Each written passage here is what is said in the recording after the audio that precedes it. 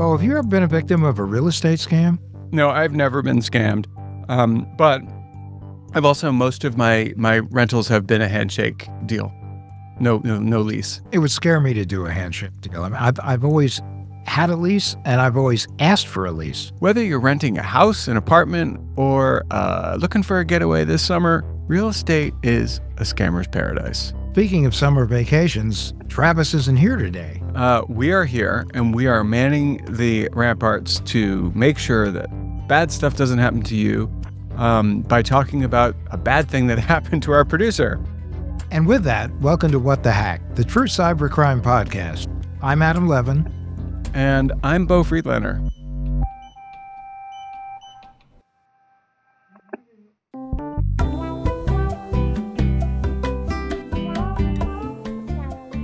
Beau, you talked to some people this week about this. What happened? Who'd you speak to?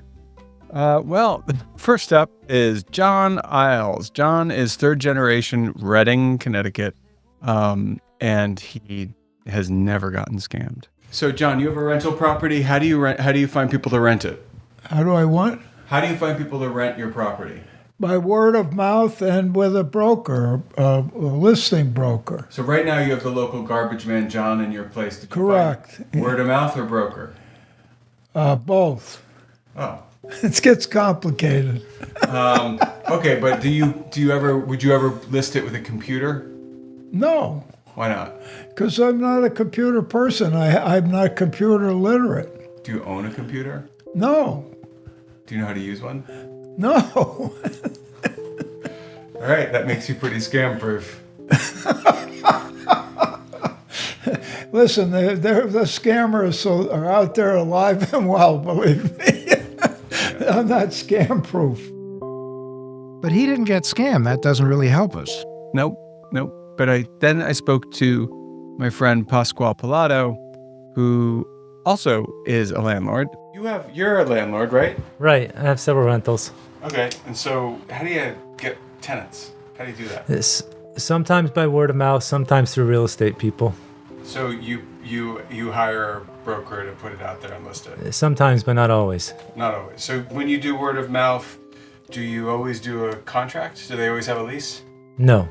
Sometimes it's just on a handshake? Yes. And it works out? Not always. There's always a chance that they won't pay you. That's something out of your control. Sometimes when I do list my property online on Craigslist or whatever, I've had people say, "Oh, I'm going to send you a check, and you got to deposit it for me, and whatever, blah blah blah," and then something's not right. So you just say, "Forget it." Yeah. That's why I don't like the Craigslist thing anymore, because you will kind of open yourself up to anybody in the world that can try to scam you. Right. And I know enough that if you don't meet someone in person and they don't give you money in person, then things can go wrong. And so I like to always deal with people in person.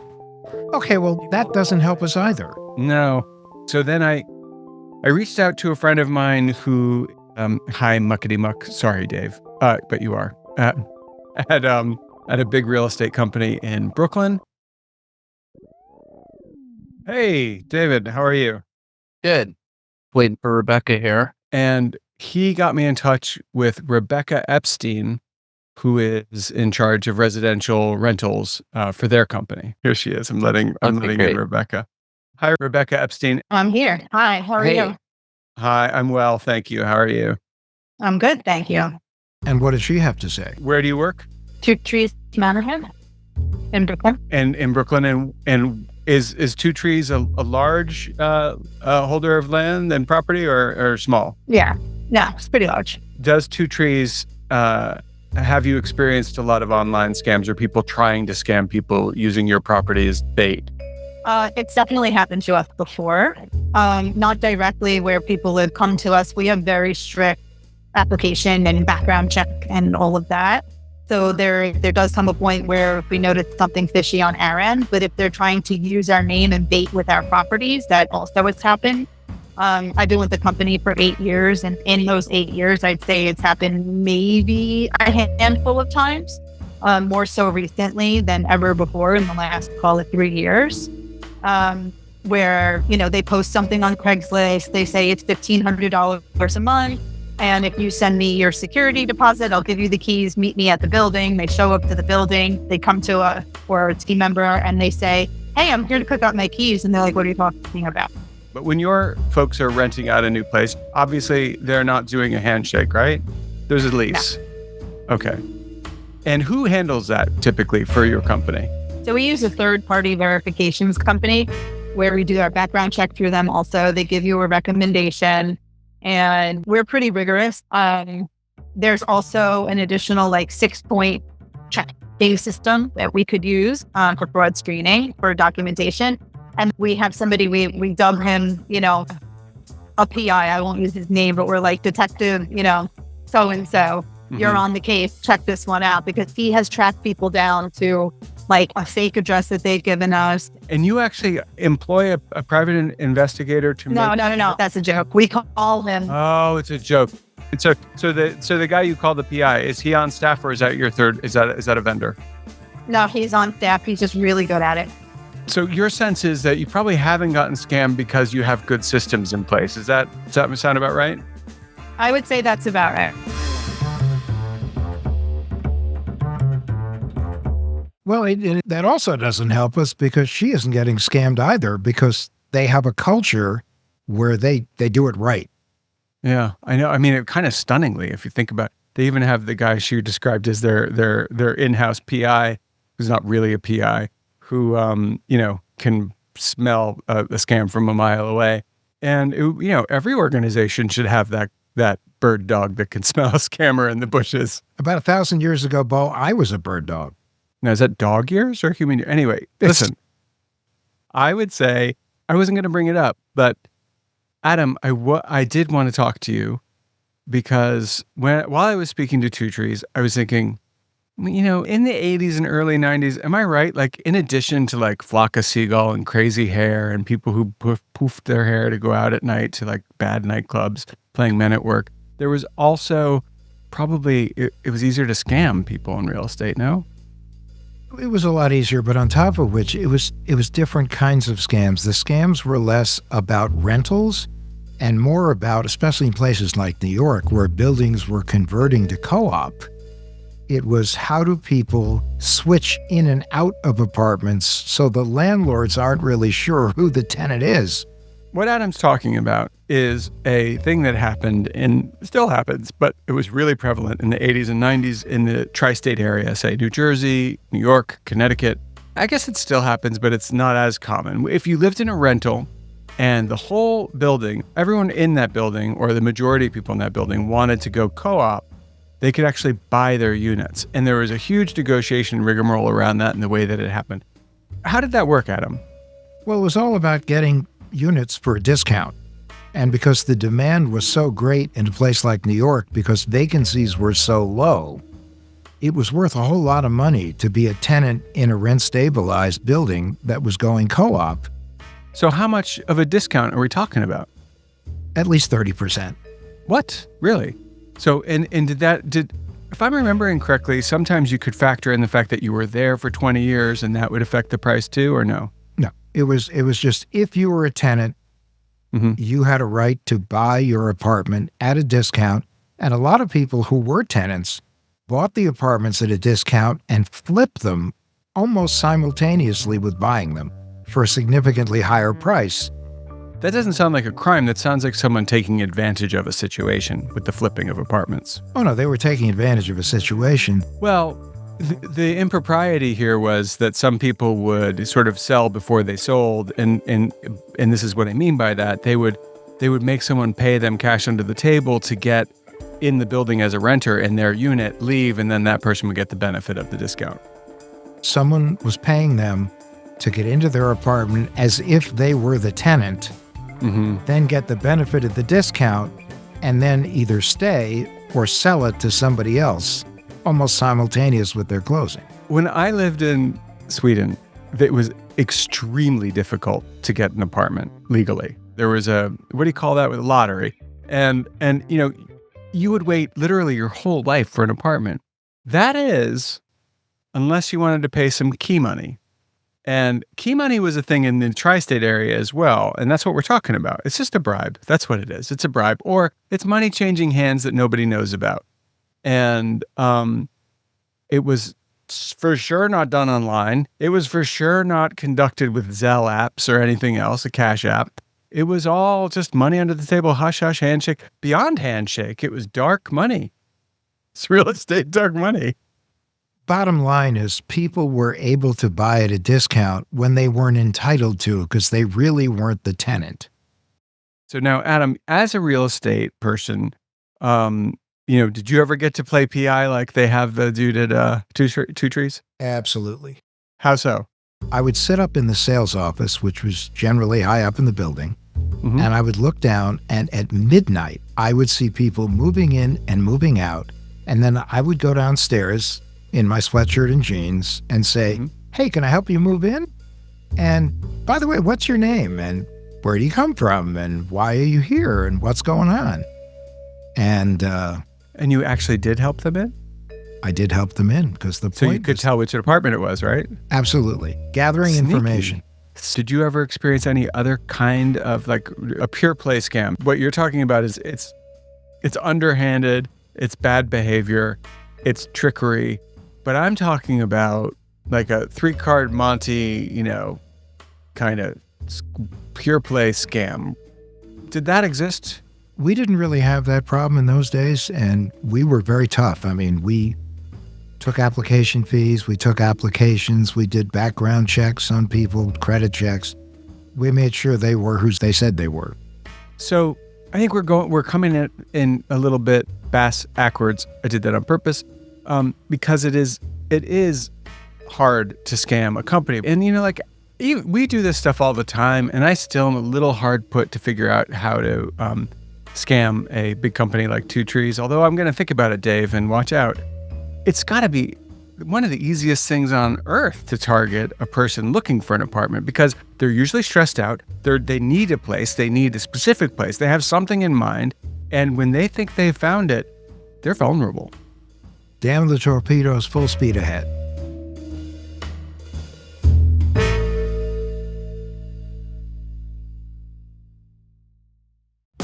This episode is brought to you by Nespresso Virtual Coffee Machines.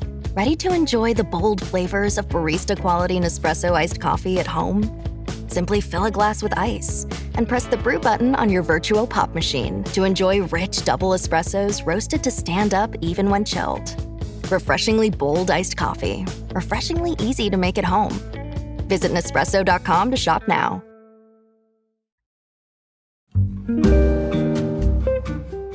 One of our favorite people on the planet is Andrew Stephen, our producer. We call him the man with 2 first names. Oh, we don't. You do, but keep going. I do. And I love him to death. I love him to death.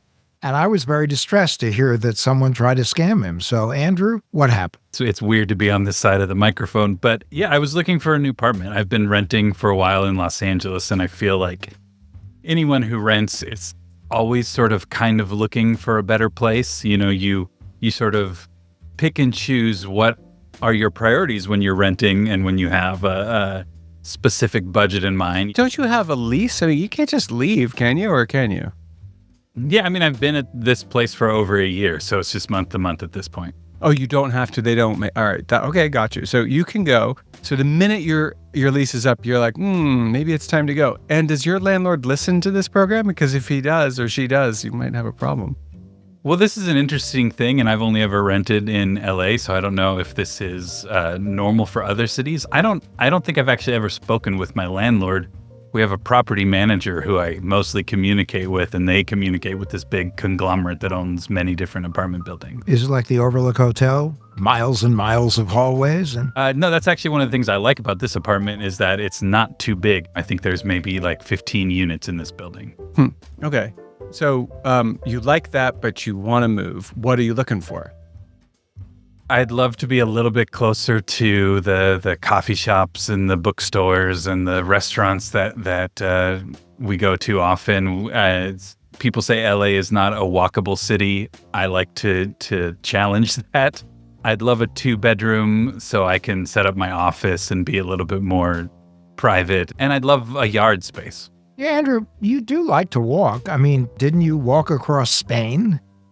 Yeah, I mean, I walked across Spain. I do a lot of backpacking, and honestly, I do love to walk whenever possible here in the city, and that's part of the thing. Like, I love our neighborhood because there are so many shops and restaurants. I just love to be a little bit closer. Boobala, why? Just stay. You're fine. Just your place is good. I think you should just stay. Okay. What's the perfect apartment? All right. We know it's near things that you can walk to. Fine. You want your carbon footprint to be as tiny as possible. You probably already have an electric. Do you have an electric car? Hybrid. See, okay. Close. So you're already doing well. Kudos. So you want to have the right neighborhood. What else? Everything else is that you just want like one room with central a sink? AC, Mm-hmm. dishwasher, Oh, come on. and I'd love some sort of outdoor space. A balcony would be nice too. It doesn't need to be a yard. Do you have animals? No, because we don't have an outdoor space. But if we had one, we'd be first in line at the puppy adoption. Oh. No, don't get a puppy. Get a full-grown dog. There's a crisis in LA right now. There is. No, we would definitely go to a rescue or a pound, and I like old dogs too. I said puppy adoption, but truth is I call all dogs, no matter what their age, is a puppy. Yeah, and Adam is up for adoption in case you want. I a am. really I old mean, dog. you mentioned old dogs. You have two of them on the show here. That's why. Hey, you like whoa. us. Are you house trained? I'm a middle-aged dog, and he's not house trained. I guarantee you.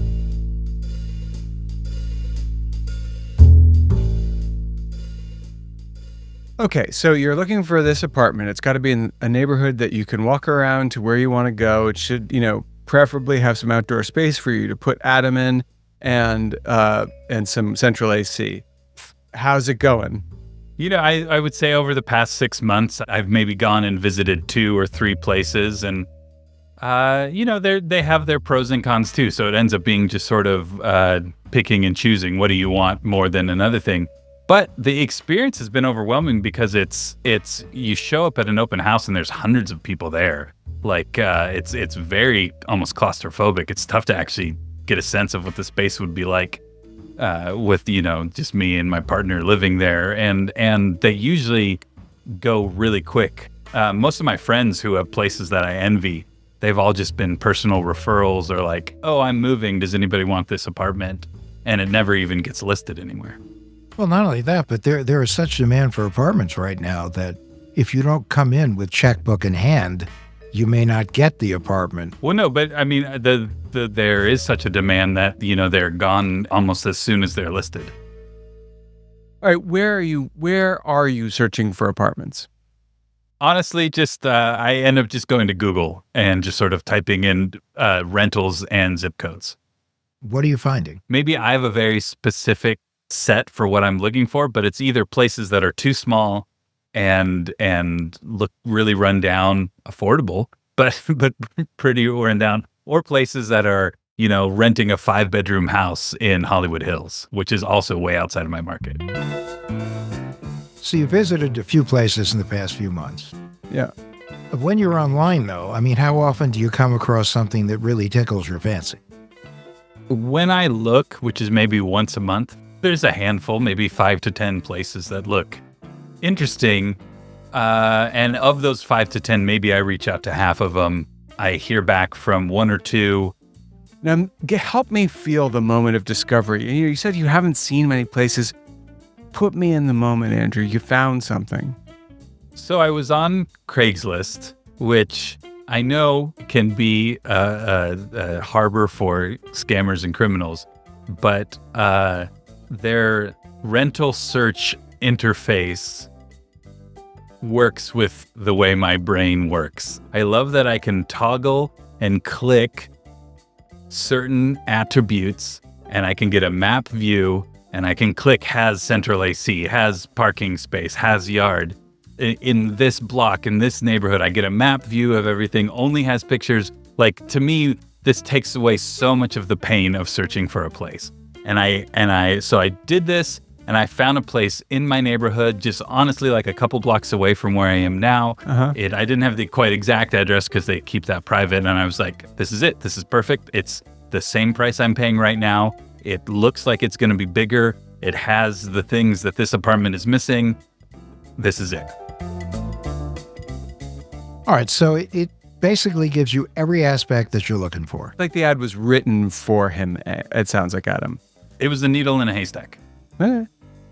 So what did you do? Just go over there with a suitcase full of money? No, I mean, I work on this show. I've learned so much about scams. So I was like, I will communicate with them within the app, within Craigslist. The listing didn't have like a personal phone number or anything. So I just replied to the email and said, I'm interested. Let's make this happen. All right, stop right there. This is a thing. Okay, so you basically just fetishized a for-profit company, which shame on you. I thought you were a better anti-capitalist than that. But at any rate, cool. That's fine. No, if he wants to fetishize it, he can fetishize it.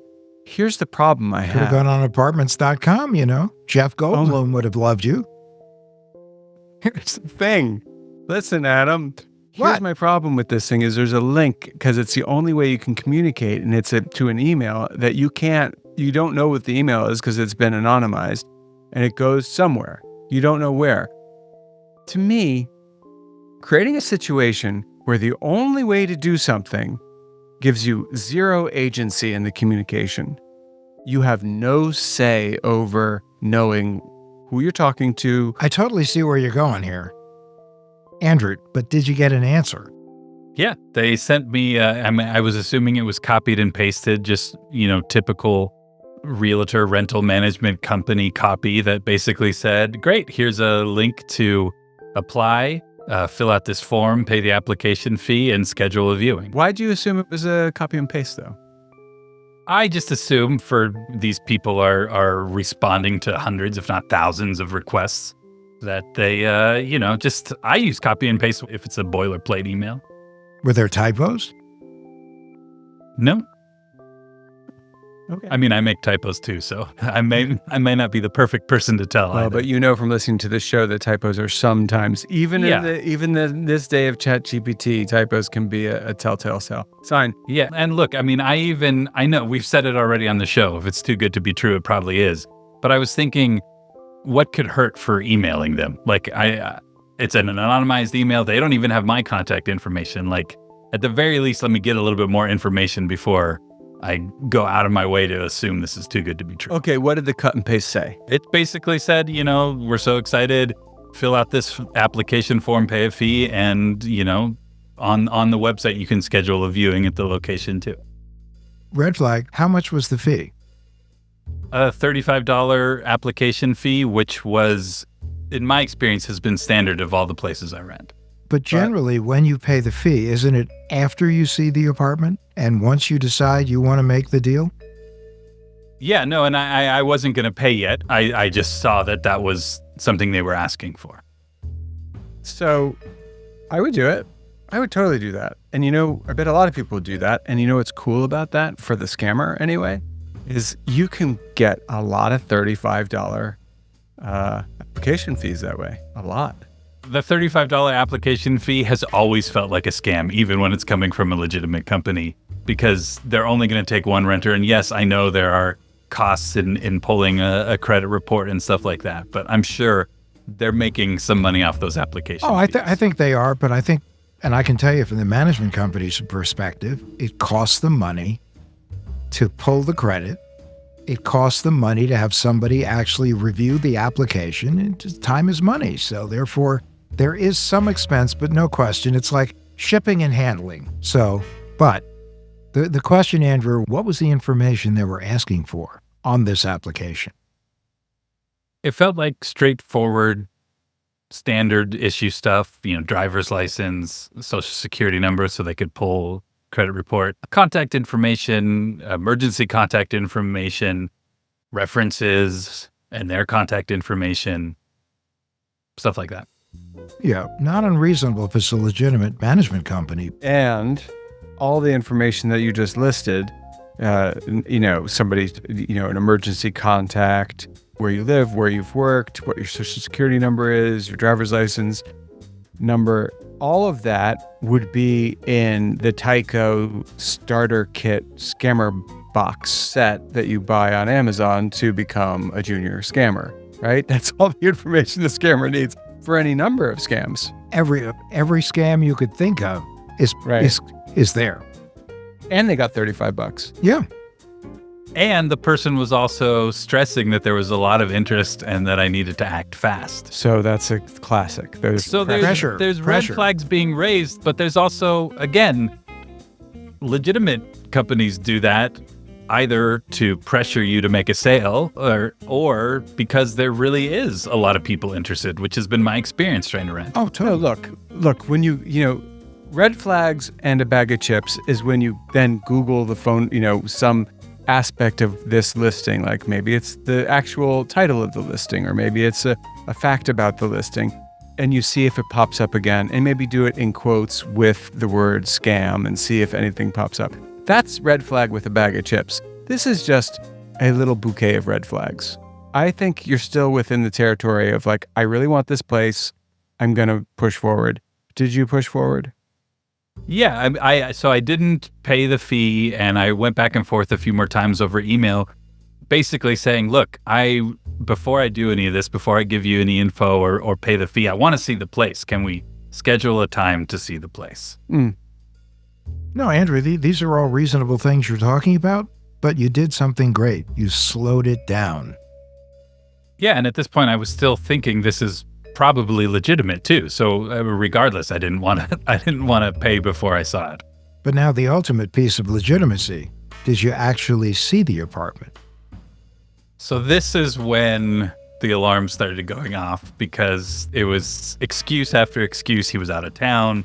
They didn't have a person who could show it. Always making excuses for why they couldn't show the property. Let's run through some excuses. Ready? So what did they say the first time they got back to you, Andrew? Did you see it? They said, oh, you need to go through our online system, which was the link they first sent. And then I replied, I don't want to pay yet until I see the place. So I sent them a couple of options of times that I was available, and they said none of them worked for them. And so then I asked them, when works for you? Were they implying that they had to schedule it with the person who was currently in the apartment? Or that would have been a better excuse. Yeah. It was always just, bureaucratic types of excuses like, oh, we need to make sure someone has the availability to get down there, or another agent has the key and they won't be back into our office until tomorrow. Just all sort of like stuff of that nature. Hurry up, though, because we're getting so many applications and you were one of the first people to reach out to us, and we're just going to go in order of people that reached out. So, you really want to secure your place in line. okay, let's schedule an appointment for tomorrow. Send us the fee now. That would work with a lot of people. Yeah, and they said something similar, but I was holding my ground. Andrew, I think that's terrific. I wish more people did that. Yeah, but it doesn't sound like that's where this stops. Did you give up the ghost here, or did you keep pushing? I still was hoping there might be a glimmer that this was real. And so I had the image of the map, and I knew roughly that it was a few blocks away from where my apartment was. And I was like, I don't have the actual address, but I had pictures of the apartment and I knew what street it was on. And so I was like, I'm just gonna go drive by and see if I can see anything there. So did you do it? Did you go and look at the building? Did you drive around the area? Yeah, I went there, I parked, I walked around, and I didn't see any for rent signs. And honestly, I couldn't even tell if these pictures were from the same area. And I was really thinking, if this isn't a scam, either I'm really bad at navigating my neighborhood, or this person is really bad at listing apartments. And I was pretty convinced it wasn't a real listing.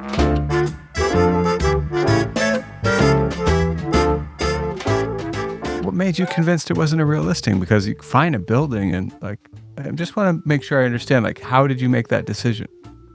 I had pictures of the building. I knew the street that it was on, and I couldn't see it anywhere, and there were no for rent signs anywhere.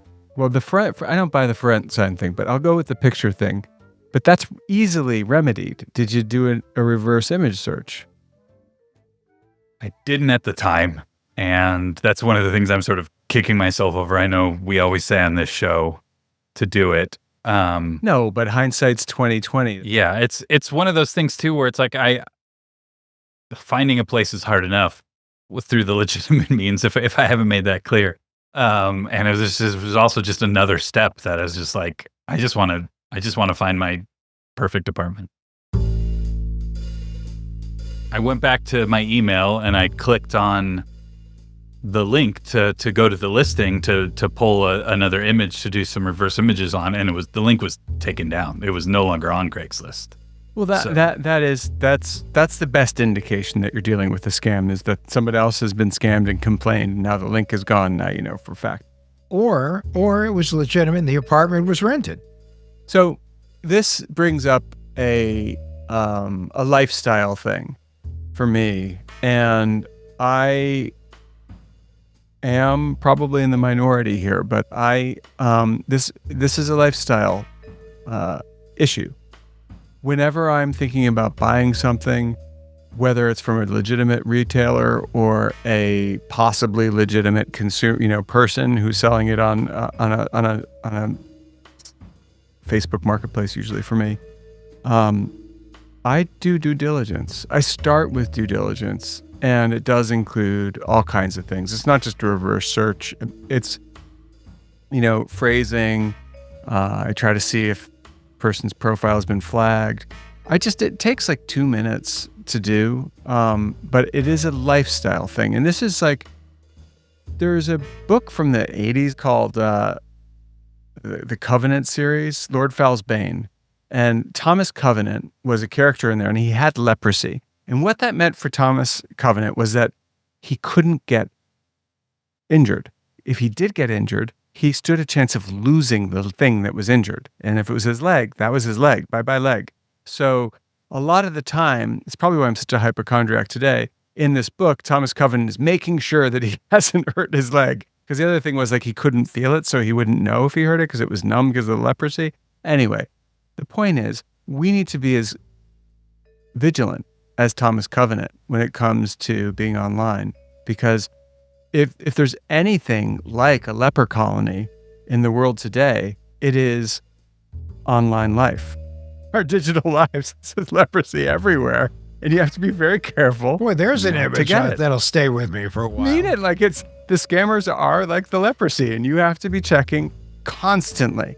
I apologize for all those who like to read for torturing that metaphor, but there you go.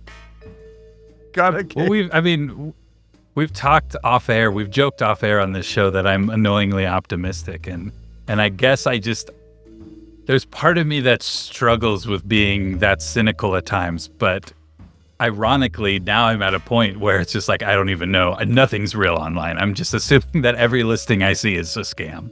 And so I end up living in the world where I should have been before this. Well, there's no question. If you want to turn an optimist into a pessimist, scam them.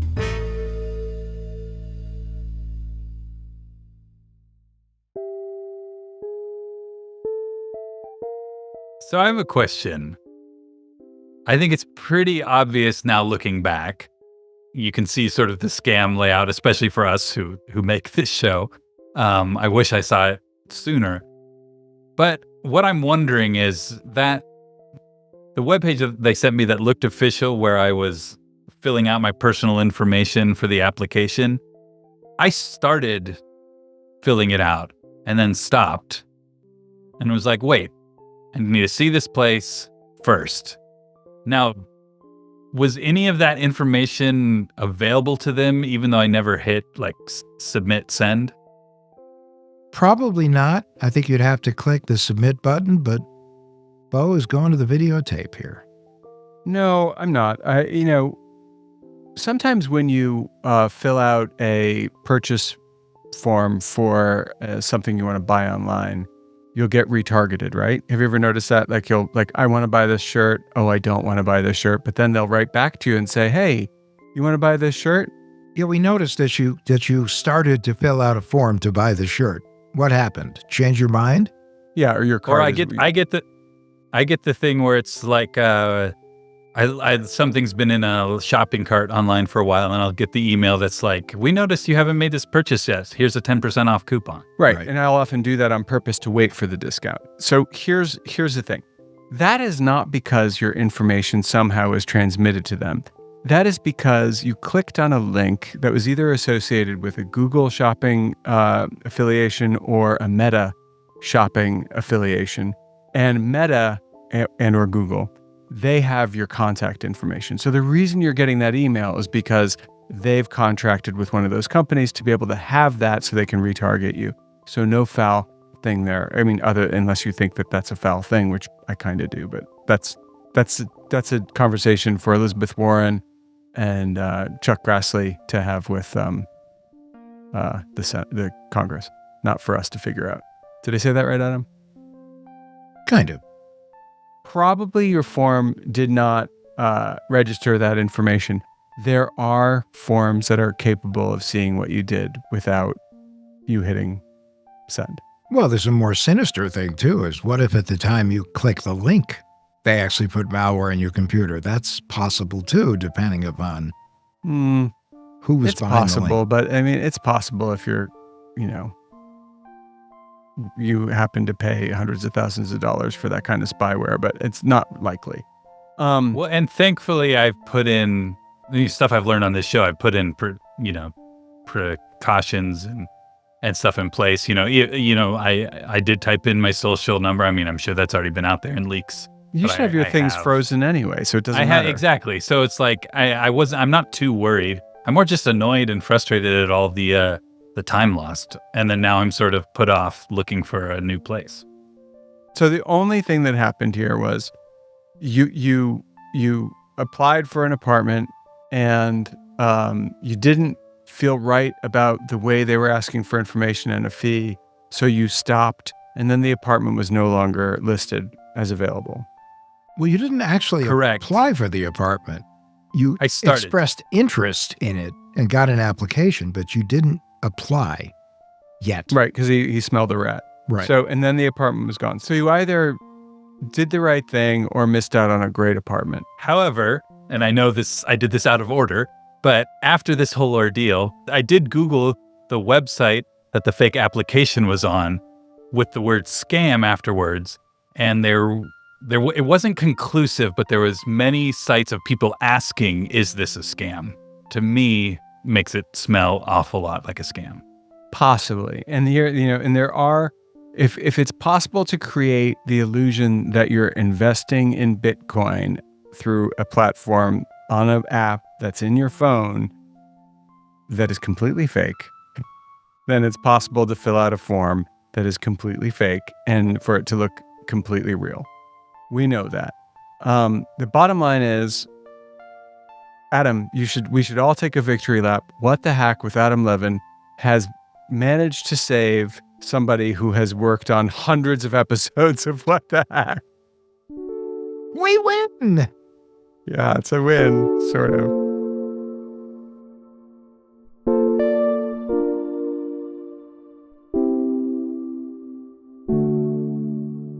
So yay us. Which brings us actually to our tinfoil swan. Our paranoid takeaway to keep you safe on and offline. And we're going to invite Andrew to play along today. Okay, so obviously this week, Andrew, our topic is going to be summer vacation rentals. And Obi-Wan, you are now in a position to give us advice for our listeners. Well, I think everything that I learned in my experience can be applied to vacation rentals or rentals of any kind for that matter, which is verify listings, visit properties in person, don't pay fees up front, and trust your instincts. If it feels off, chances are something's going on. I think you're totally right about that. If it's too good to be true, run. Don't walk. Run. To the rentals place or away? Away from the rental place. And I really want everyone who's listening right now to consider the possibility that they will do no transaction at all unless they're speaking to a human being on the phone. I would agree with that. You got to speak to a person. You got to make sure that the person is a legitimate person. So if you know someone who lives in that area, you might ask whether or not the property really exists, and if they know whether there's anybody who's living at the property. Well, yeah, and the other thing about that is, when you're thinking about renting a place, take the time to get the person on the phone and insist that a phone conversation occurs. You're going to immediately know if it's for real or not, because the person on the other end is either A, trying to rent you the place, or B, trying to let you know in a gentle way that you're probably not going to get it. And those are your two choices. And if there's anything else in the summertime, in July, when you're trying to get in a summer rental and somebody's saying, act fast because it's probably, you're probably not going to get it otherwise, move on. Well, look, even companies like Airbnb or VRBO, they say they verify the listings, but somebody could be scamming them too. So all these lessons should be applied no matter what platform you're on. I still say get them on the phone. What else do we want to suggest? You should do a reverse image search to see whether that's the only address you see that's connected to that particular picture. Andrew, you've been doing this show for a long time. What do you suggest? I would say look at reviews, but I wonder how easy those might be to fake as well. Positive reviews, yes. Negative reviews, no. And you can't fake the dates on a big site like VRBO and Airbnb. You as a user do not have the administrative access to change the date something was posted. So if you see 10 reviews and they were all posted in the same month, you know what the answer is. And so it is the old truism. Go slow. Yeah. Go slow if you don't want to blow your dough.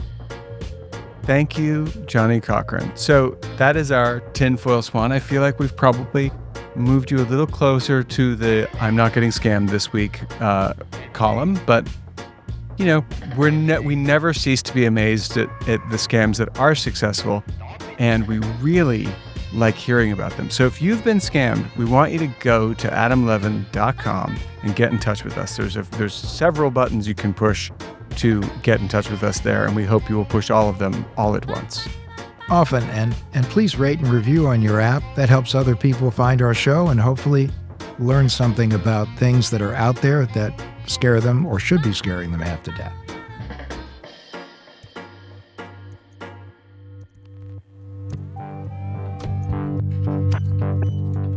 What the Heck with Adam Levin is a production of Loud Tree Media. You can find us online at adamlevin.com and on Instagram, Twitter, and Facebook at Adam K. Levin.